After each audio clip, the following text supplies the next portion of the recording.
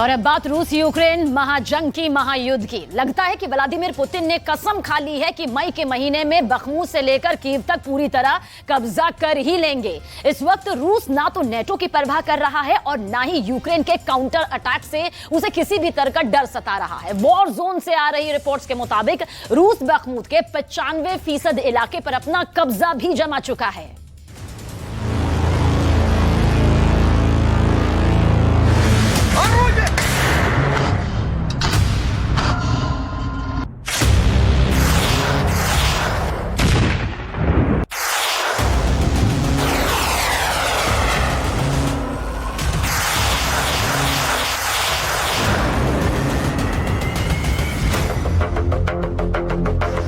पिछले 21 दिनों से पूर्वी यूक्रेन में 800 किलोमीटर की फ्रंट लाइन पर आखिर रूस ने अब तक 1500 मिसाइलों से हमला क्यों किया है? क्या ज़ेलेंस्की के काउंटर अटैक को फेल करने के लिए रूस सीरियस अटैक कर रहा है?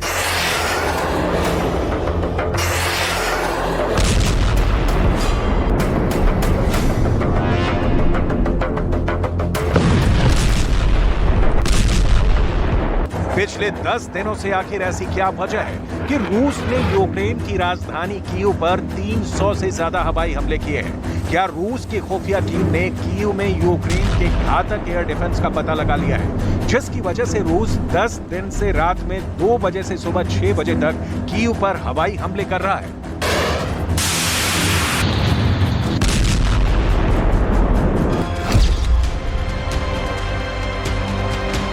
रूस किस दम पर दावा कर रहा है कि उसने बखमूत के 95% इलाके पर कब्जा कर लिया है? क्या वाकई में अब यूक्रेन के पास बखमूत का सिर्फ 5% हिस्सा ही रह गया है?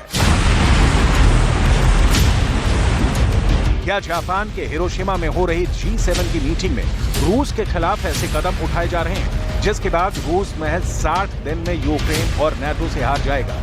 क्या वाकई इन दावों पर यकीन किया जा सकता है?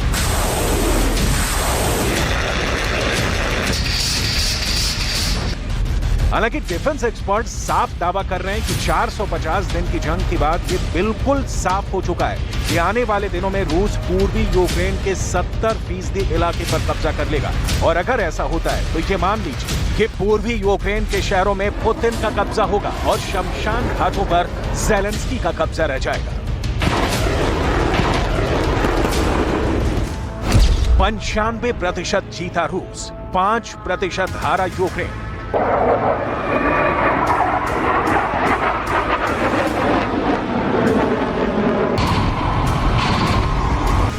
15 महीने से रूस यूक्रेन के 50% इलाके को रौंद रहा है। अकेले पूर्वी यूक्रेन के 80% इलाके पर रूस के 50,000 टैंक और 800 तोपें यूक्रेनी सेना को तबाह करने में जुटी हैं। पिछले 10 महीने से अकेले बखमूत में पुतिन की सेना ने खूनी जंग के सारे रिकॉर्ड तोड़ दिए हैं। वॉर जोन से आई रिपोर्ट के मुताबिक बखमूत में यूक्रेन और रूस के सैनिकों का औसत जीवन महज 4 घंटे का रह गया है। यानी जंग में उतरा सैनिक चाहे रूस का हो या फिर यूक्रेन का, युद्ध में 4 घंटे के अंदर मारा जा रहा है। 30-30 फीट के इलाके पर कब्जा करने के लिए रूस को 1000 से ज्यादा सैनिकों को युद्ध में खोना पड़ा है। जिसके बाद आज 10 महीने बाद रूस ने दावा किया है कि उसने बखमूत के 95% इलाके पर कब्जा कर लिया है।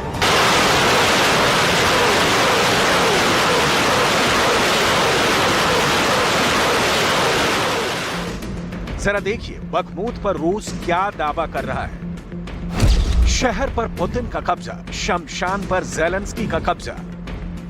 रूस के दावों के मुताबिक 18 मई तक बखमूत के 95% इलाके पर रूस का कब्जा हो चुका है, जबकि यूक्रेन का दावा है कि उसने बखमूत के 20 वर्ग किलोमीटर इलाके पर दोबारा से कब्जा कर लिया है। रूस का दावा है कि यूक्रेन शहर के बाहरी और खेतों के इलाके को 20 वर्ग किलोमीटर का इलाका बता रहा है। हकीकत में यूक्रेन का बखमूत शहर पर नहीं बल्कि बखमूत के बाहरी और दूर दराज के इलाकों पर कब्जा है। 18 मई को ओपन सोर्स के जारी नक्शों के मुताबिक रूस की सेना बखमूत शहर में आखिरी सड़क तक कब्जा जमा चुकी है। यूक्रेनी सेना के मुट्ठी भर सैनिक बखमूत के पश्चिमी इलाके में रह गए हैं। यहाँ तक कि वैगनर ग्रुप के चीफ येवगेनी पेरोक्सिन ने भी दावा किया है कि 17 मई तक रूस की 72वीं सेपरेट मोटर राइफल ब्रिगेड ने डोनेट्स्क ओब्लास्ट को तबाह कर डाला है। यहाँ तक कि रूस की 72वीं सेपरेट मोटर राइफल ब्रिगेड ने बखमूत के दक्षिण पश्चिम में यूक्रेन की सेना को भारी नुकसान पहुंचा है। 95% जीता रूस, 5% हारा यूक्रेन। सिर्फ बखमूत ही नहीं, अब रूस का अगला सबसे बड़ा टारगेट यूक्रेन की राजधानी कीव बन चुका है। पिछले 10 दिनों से रूस ने कीव पर 300 से ज्यादा हवाई हमले किए हैं। इस वक्त कीव में ऐसे हालात हो चुके हैं कि कीव के मेयर को अपील करनी पड़ी है कि कीव में कोई भी यूक्रेनी नागरिक बंकर से बाहर न निकले। रूस ने कीव पर पूर्व, उत्तर और दक्षिण दिशाओं से हमले किए हैं। यूक्रेन के दावों के मुताबिक रूस कीव पर बेहद जटिल हवाई हमले कर रहा है। कीव से आ रही खबरों के मुताबिक रूस अपने बम वर्षकों से किंजल जैसी हाइपरसोनिक मिसाइलों से कीव के एयर डिफेंस को तबाह कर चुका है। एक अनुमान के मुताबिक लंबी दूरी के रूसी रॉकेटों से 1800 हमले पिछले 10 दिनों में कीव पर हो चुके हैं। जबकि अगर रूसी ड्रोनों की बात की जाए तो रूस ने कीव पर शाहिद 136 और शाहिद 131 ड्रोनों से सीरियल अटैक किए हैं। कीव में मौजूद अमेरिका का पैट्रियट मिसाइल डिफेंस सिस्टम भी रूस तबाह कर चुका है, जिसकी वजह से यूक्रेन और नाटो के होश उड़ चुके हैं।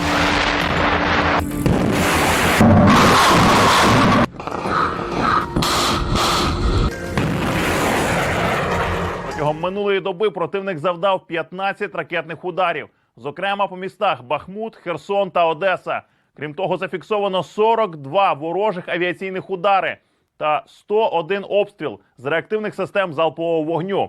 Постраждали мирні мешканці, зруйновано та пошкоджено приватні житлові будинки та інша цивільна інфраструктура. 15 महीने की जंग में रूस ने यूक्रेन को बुरी तरह से तबाह किया है। पूर्वी यूक्रेन के बखमूत, मरिंका में सबसे ज्यादा भयानक जंग हो रही है। इसके अलावा Lyman, Avdiivka, Chernihiv, Zaporizhzhia, Donetsk, Kherson, Kharkiv, Sumy और डॉनबास में 9 मई से अब तक यूक्रेन पर रूस ने 2500 से ज्यादा हमले किए हैं।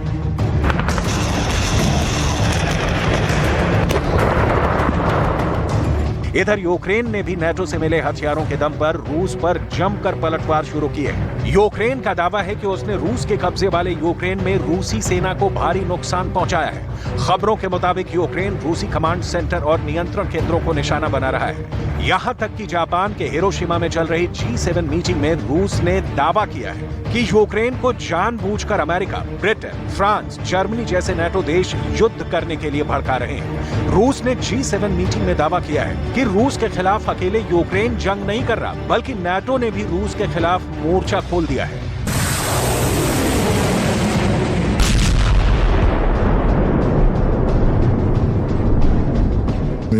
Конфликт лишь помогает Украине защитить себя.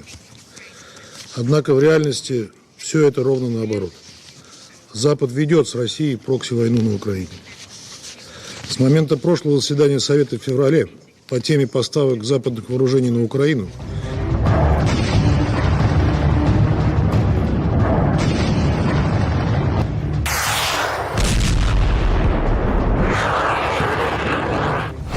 %95 जीता रूस, 5% हारा यूक्रेन।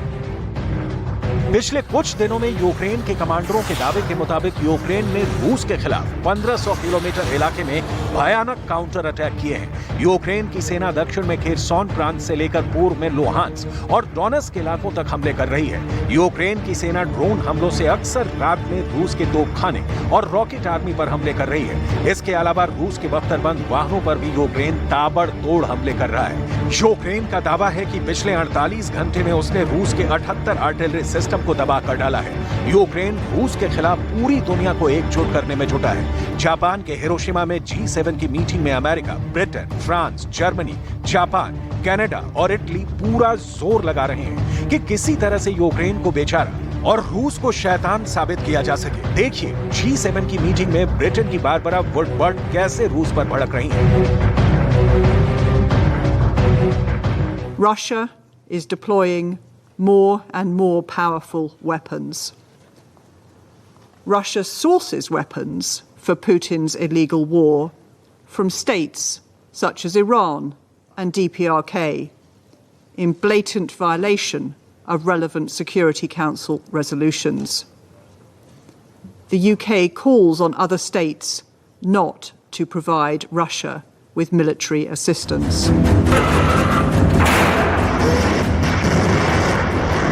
पिछले एक हफ्ते से यूक्रेन के राष्ट्रपति ज़ेलेंस्की बेहद जोश में हैं। यूक्रेनी सेना के पास दुनिया भर से 600 तरह के हथियार मौजूद हैं, जिनके दम पर वो रूस से जंग कर रहा है। 600 तरह के हथियारों की ताकत को देखकर ही यूक्रेन के राष्ट्रपति ज़ेलेंस्की दावा कर रहे हैं कि साल 2023 के अंत तक यूक्रेन रूस को जंग में जरूर हरा देगा। पहले आप ज़ेलेंस्की के दावों को सुनिए, उसके बाद हम आपको बताएंगे कि पिछले 24 घंटे के अंदर कैसे रूस के ट्रिपल अटैक ने यूक्रेन को मिले नेटो हथियारों का कीमा बना डाला है। Саме зараз час, щоб вже цього року ми визначали завершення цієї війни. Вже цього року ми можемо зробити поразку агресора незворотньою.